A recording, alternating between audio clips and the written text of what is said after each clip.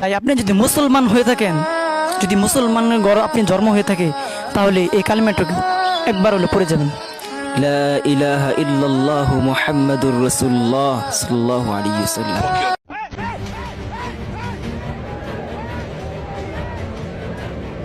তাই আপনি যদি মুসলমান হয়ে থাকেন, যদি মুসলমানের ঘর আপনি জন্ম হয়ে থাকে, তাহলে এই কালিমাটুকু একবার হলে পড়ে যাবেন, লা ইলাহা ইল্লাল্লাহু মুহাম্মাদুর রাসূলুল্লাহ সাল্লাল্লাহু আলাইহি ওয়াসাল্লাম।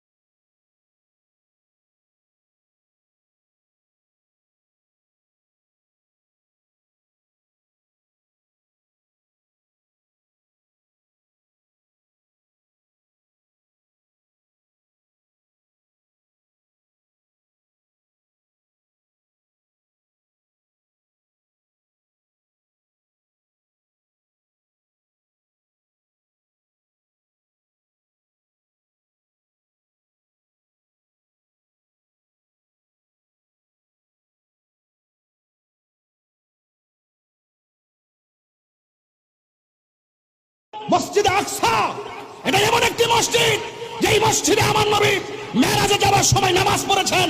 এই মসজিদ সেই মসজিদ যেই মসজিদের পাথরগুলো একদম সমুদ্রের তলদেশ থেকে জিনদের মাধ্যমে উঠানো হয়েছে। প্রত্যেক مولاي صل وسلم